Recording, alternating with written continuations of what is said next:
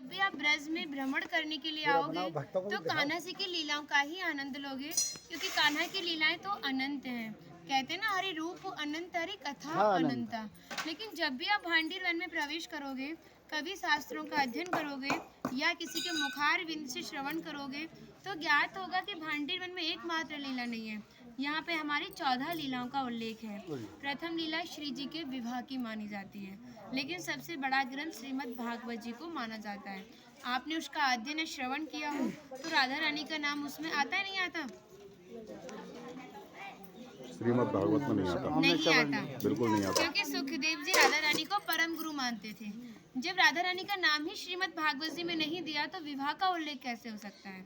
लेकिन श्रीमद् भागवत जी को छोड़ के 12 ग्रंथ ऐसे हैं जो हमारी लाडली जी के विवाह का उल्लेख करते हैं। लेकिन जिस भांडीर वट के नीचे आप खड़े हो, इसका श्रीमद् भागवत जी के 10वें स्कंद के 18वें अध्याय में 22वां श्लोक कि बृहंतो बाहि मानस्य 4 यंत्रस्य गोदनम भांडीरकम नाम बटम जम्बू कृष्णम प्रोग्राम, यानी वृक्ष द्वापर युग में बहुत विशाल था, 4 योजनों में फैला हुआ था। इसकी जो सीमा थी वो 15 किलोमीटर में थी, तो इसको पंचकोशीय वृक्ष के नाम से भी जानते थे। कान्हा जी इन्हीं की शाखाओं पर चढ़ के यमुना मैया को आर पार किया करते थे। मान्यता है कान्हा जी की जो 9 लाख गाय थी दोपहर के समय इसी वृक्ष के नीचे बैठ के विश्राम करती थी। तो माता जो भी माखन मिर्ची रोटी इत्यादि प्रसादम में रख देती थी, सभी ग्वाल वाल एकत्रित होकर दोपहर का भोजन करते थे। और भांडीर वन में सबसे बड़ा विशेष फल इसी प्रसादी का बताया गया है, क्योंकि आप कभी किसी विवाह में जाते हैं तो बिना अन्न प्रसादी के नहीं आते। आप तो लाडली जी के विवाह स्थल ही आए हो। यहाँ पर जो दुर्वासा मुनि थे, जो दूब घास होती है उसी का रसपान करते थे। ब्रज की गोपियों ने इसी वट वृक्ष के नीचे उनको 56 प्रकार के व्यंजन खिलाए थे। यहाँ पर राधा कृष्ण में मल्ल युद्ध हुआ था, उसमें ये तय था कि जो भी हारेगा उसको भंडारा करना होगा। तो जब हमारे कान्हा जी हार गए थे तो ग्वाल वालों के साथ मिलके यहाँ पे भंडारा किया, उसी के नाम पर इसका नाम भांडीर वन पड़ा। यहाँ पर ब्राह्मण पत्नियों ने भी कान्हा जी को भोजन प्रसादी खिलाई है, और ठाकुर जी ने ब्रजवासियों से ये टुकड़े मांग के पाए थे, तभी नाम दिया था इसका मधुकरी। मांग के पाना मतलब मधुकरी। तभी शास्त्रों में ब्रजवासियों को अपना हृदय बताया और कहा कि जब तक ब्रजवासी की कृपा नहीं होगी, ठाकुर जी की कृपा बहुत दूर की बात है। यानी सर्वप्रथम ब्रजवासी की कृपा होना बहुत ज़रूरी है, जब ही हमारे ठाकुर जी हमारे ऊपर कृपा करते हैं। हमारी राधा रानी ने स्कंद पुराण में इस स्थान के बारे में ये कहा था कि जो भी गुप्त वृंदावन आएगा वो मोक्ष को प्राप्त होगा। यानी भांडीर वन को ही उन्होंने गुप्त वृंदावन कह के संबोधित किया। तो कान्हा बोले, तुम इतनी बड़ी बात को कह रही हो, लोग पाप करेंगे और सीधे दौड़े भांडीर वन चले जाएंगे, क्योंकि आपने तो मोक्ष धाम ही भांडीर वन को कह दिया। तब हमारी लाडली जी ने कहा, नहीं कान्हा, मैं जिस पर विशेष कृपा करूंगी, जिसके प्रति मेरी भक्ति भाव दोनों सच्चे हैं और भक्त मेरी शादी में उपस्थित है। यानी आज से 5,500 वर्ष पूर्व आप इस स्थान पर थे। मनुष्य तो कोई था नहीं, तो अपने आप को कीड़े मकोड़े, घास फूस, पतझड़ इत्यादि अपने आप को मान सकते हो।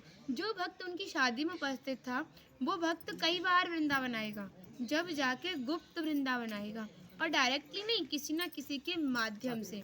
इस स्थान तक पहुंचने के लिए माध्यम का होना बहुत ज़रूरी है, और सारा श्रेय भी माध्यम को जाता है, क्योंकि माध्यम ही हमें ऐसे दिव्य स्थान पर पहुंचाता है। और जो भी भक्त भांडीर वन में प्रवेश करेगा, प्रवेश करने से जो कान्हा ने 14 लीलाएं भांडीर वन के अंदर की हैं, उनके दर्शन मात्र का फल प्राप्त होगा। और जो भी यहाँ की एक किनका प्रसादी पाएगा और एक रात्रि निवास करेगा, वो इस ब्रज गौलोक धाम से वैकुंठ गौलोक धाम को जाएगा, क्योंकि जो हमारे ठाकुर जी ने गौलोक धाम को इस 84 कोस में ही बांटा है।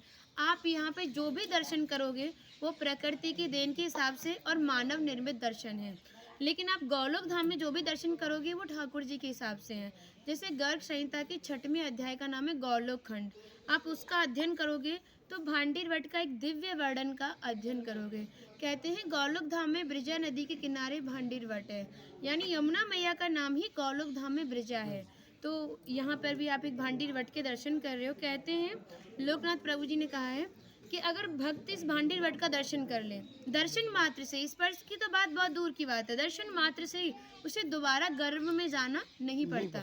यानी भक्त 84 लाख योनियों से मुक्त होकर मोक्ष को प्राप्त करता है। बोलो राधे राधे। राधे। इनका माता जी का नाम है इंदुलेखा, जो भगवान की राधा रानी की 8 सखियां थी उनमें से एक है ना। और कुछ मन नहीं कर रहा, कितनी तारीफ करे, वो है नहीं इसलिए बोल नहीं रहे, मुझे कृपा कारण स्टार्ट कर दिया। हम सब केवल बाजरे की रोटी खिला रही हो, तुम सच में राधा रानी हो। और ऐसा आशीर्वाद दो हम सबको, सच में ऐसा आशीर्वाद दो कि हमारी मैया भी, हमारी सब माताएं भी थोड़ा थोड़ा जिनसे ये मिलें। देखिए भक्ति का स्तर है, एक इतना बड़ा एक इतना है, तो इनको जो इनसे छोटी भक्ति में ने, ये भी उनको कुछ ऐसी बातें बता के भगवान की ओर आकर्षित करें। सबको ऐसा आशीर्वाद दो। आप ब्रजवासी हो इसलिए सक्षम हो, दे बहुत सकती भक्ति हो। बढ़े और ब्रज में वास मिले। कहने